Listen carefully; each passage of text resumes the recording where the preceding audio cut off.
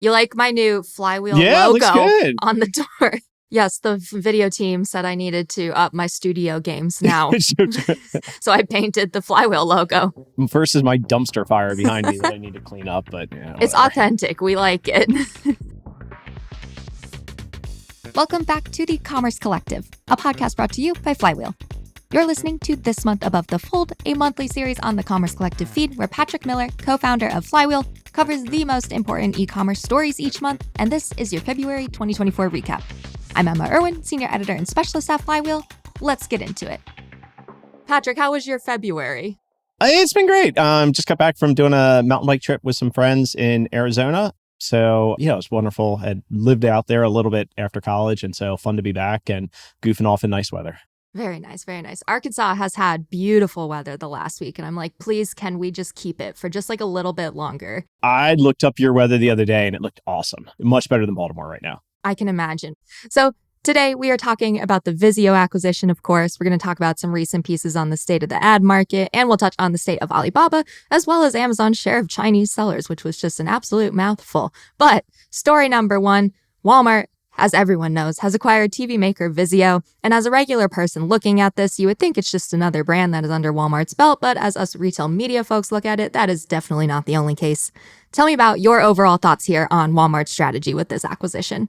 I think it's a phenomenal acquisition on a couple different reasons. Number one, Vizio already had their number one customer was Walmart, still is Walmart. And that business is not necessarily just in the business of selling LCD panels. It's also in the business of advertising. And so as folks are using the Vizio televisions, they get to see advertising. And then this then gives Walmart the opportunity to extend its reach via Walmart Connect to give customers more personalized advertising. And then for the advertisers, they then get to see the closed loop of, hey, what then happens? And so I look at this within the context of Prime Video from Amazon, adding ads, and then Walmart reacting to then have, a very similar offering at scale with an established player like Vizio and the means of distribution. So it's a really smart play. And I'm curious, is this in any way like a threat to Amazon's Fire TV brand and offering? They're sort of shadowboxing in the sense that they're very, very similar. And so I doubt Walmart is going to be carrying Fire television. We'll see, what Amazon does with Vizio,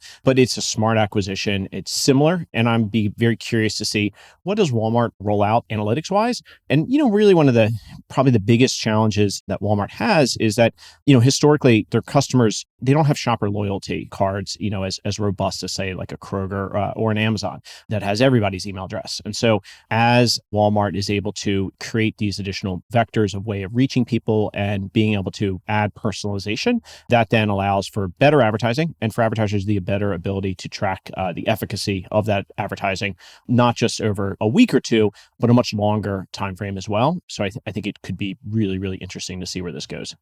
And we saw from Walmart's Q4 earnings report that came out last week, I think, we saw that the Connect business is growing. And I'm kind of curious, how this acquisition sets Connect up for further growth down the line. To me, it gets into the next topic as well, is all these advertising platforms are growing. And at a macro level, the advertising business continues to grow.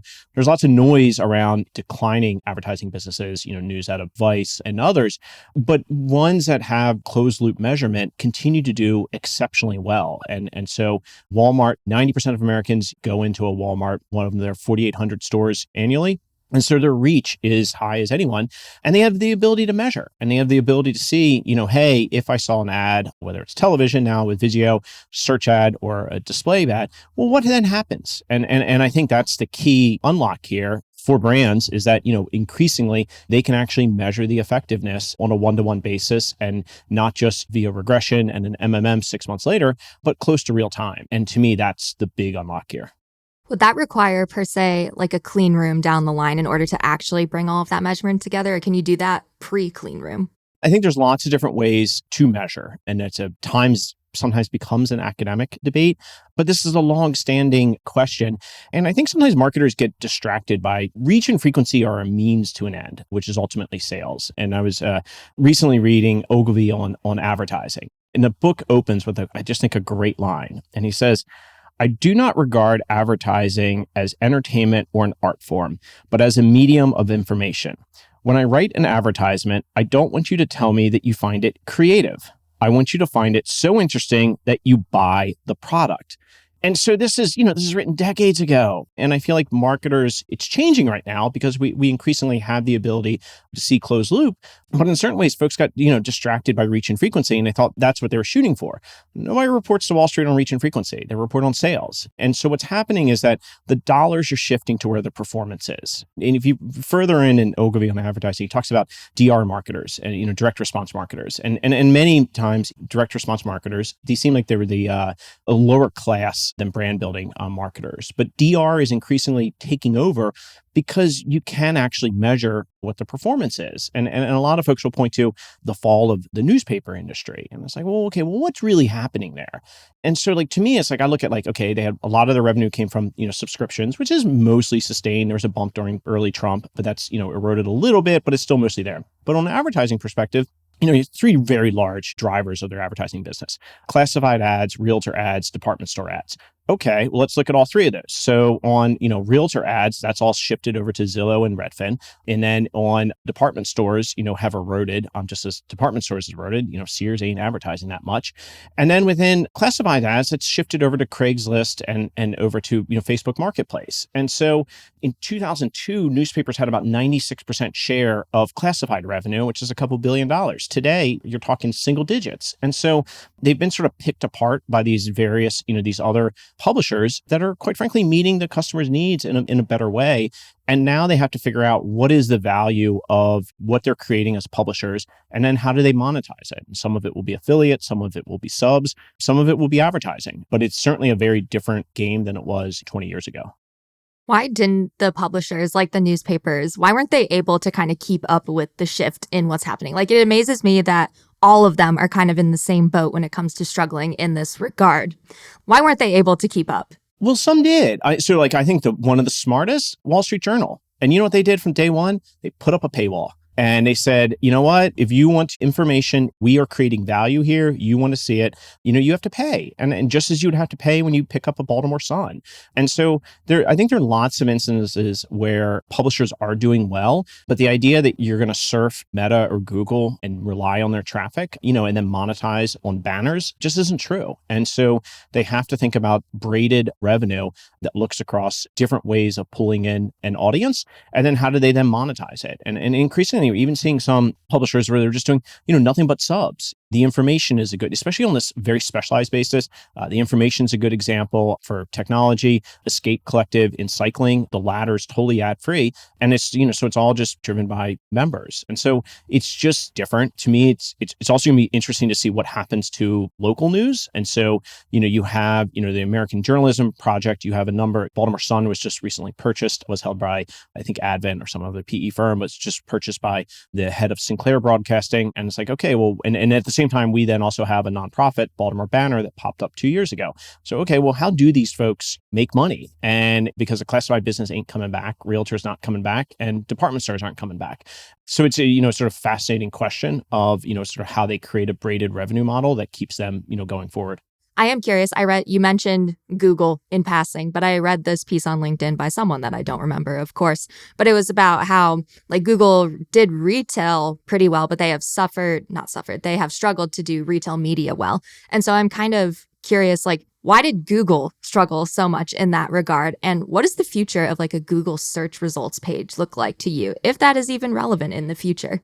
Google shopping has struggled historically. I think that's been well reported. But much of Google's success is via direct response. And so in certain ways, they've been highly successful. And search is all direct response. As they shift over to Google Max, that's all direct response. And they can then measure it. So I think if you go back 20 years, do they want Amazon to have as big of a search business as Amazon does? No. Would they prefer that to have that themselves? Yes.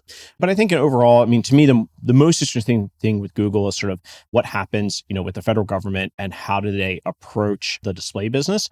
And so I think Google, as we look forward, everybody's talking about okay, well, what happens with search and with Gen AI? And, you have Amazon launching Rufus, you have Google presenting different results. And I think there's, a couple ways to think about it.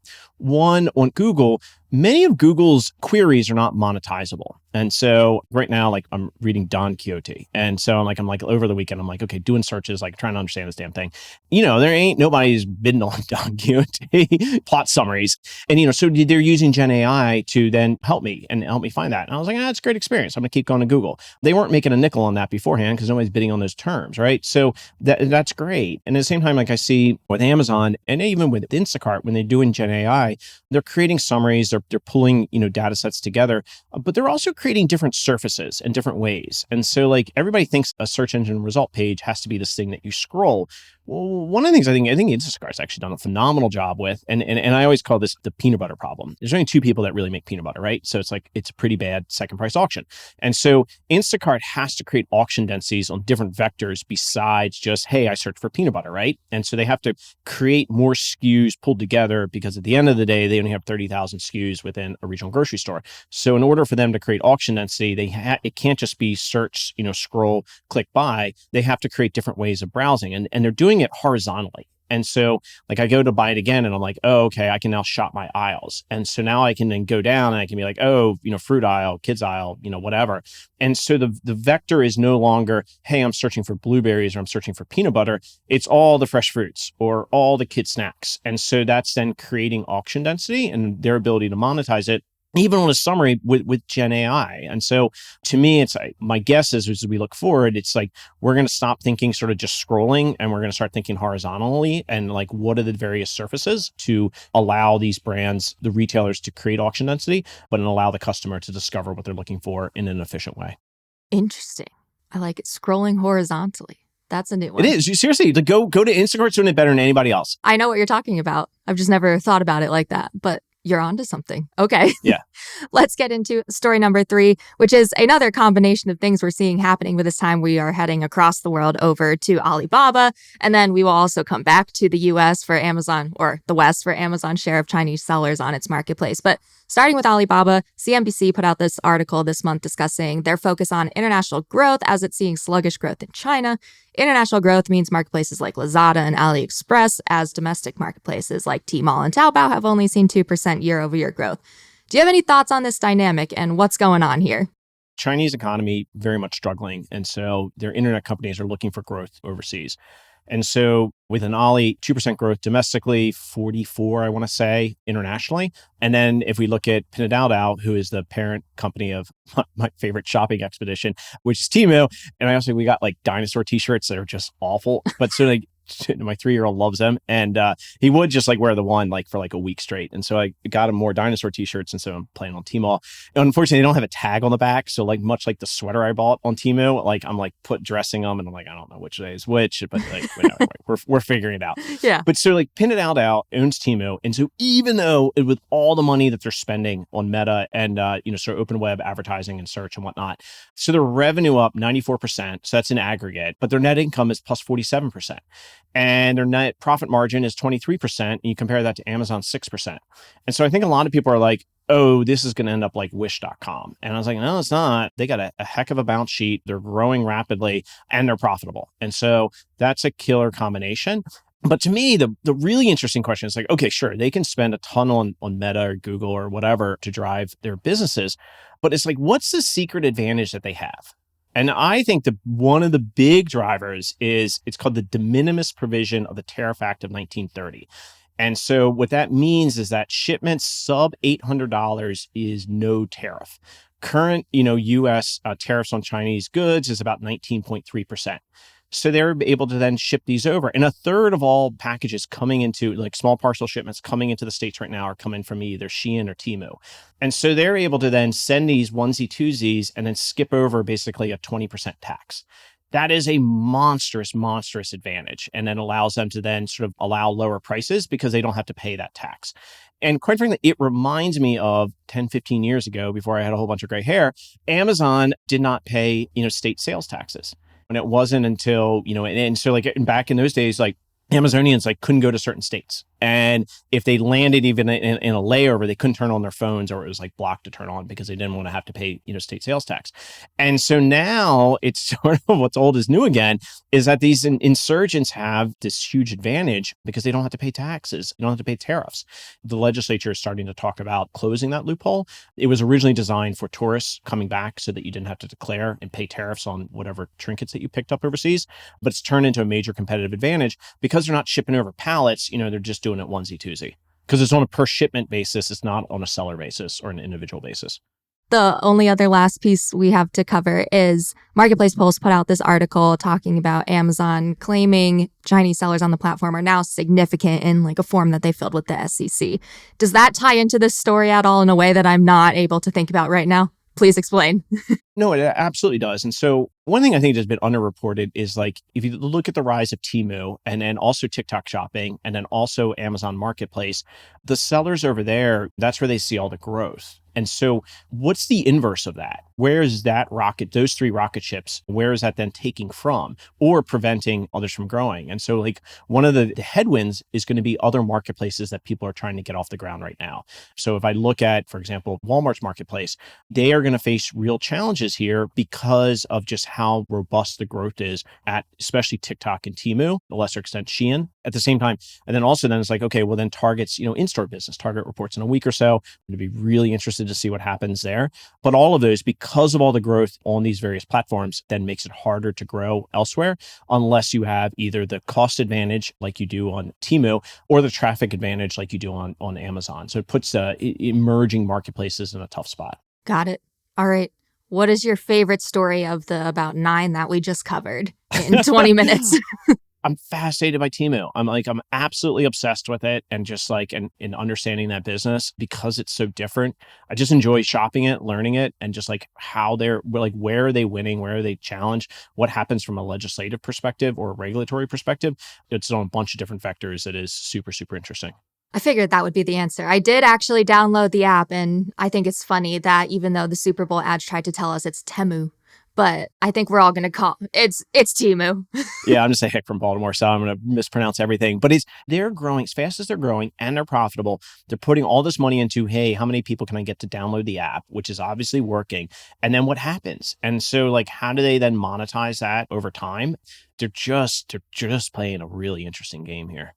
Yes, I would say from downloading the app, I did not buy anything, but of course I went looking through all of the different games and whatnot that are on there because that's just something. You have to buy stuff. It's fascinating to watch it buy. Like if they don't hit the shipping window, they give you rebates. And I'm sure it's punitive against the sellers. I don't know how it exactly works, but it is absolutely fascinating. I mean, and then the other one is then the Congress is now talking about, okay, well, what is this then? Is this then violating any human rights issues? And it's just like, that's a whole nother one where you're just like, I have no idea. And, so it would certainly be unsurprised, but like, okay, how do we regulate this? There is no gatekeeper here. So this is just going to be from a regulatory, legislative, and just, open marketplaces perspective, going to be an interesting one. Crazy stuff. Okay. I think that's everything for us. That was a bunch. Yeah, that was a lot, but we got through it. Tune into next month's episode for the latest and greatest what truly belongs above the fold in e-com news. I'm Emma Irwin, and I'll see you next time.